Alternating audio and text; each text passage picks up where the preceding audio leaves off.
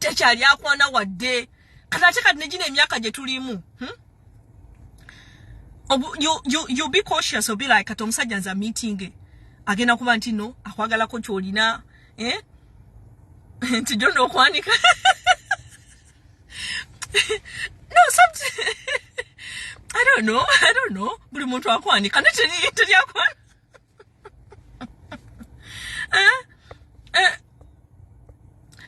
it just happens, and you start noticing it when you start getting into your 30s that people are not interested. So mwabachali abato, when you get a chance, ngofunye omusajja akwagala, bane muvulekera obyokweronda ronda.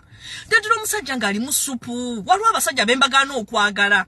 Kale, amazima gali nti enkoko bwe zinaabula tunalyampa abaana nedda. Waliwo abasajja bembagano okwagala nti nedda yotomutwala. Omusajja ngomulaba naye yennyini yeremereddwa. Bwolaba omusajja nga naye nga yeremereddwa.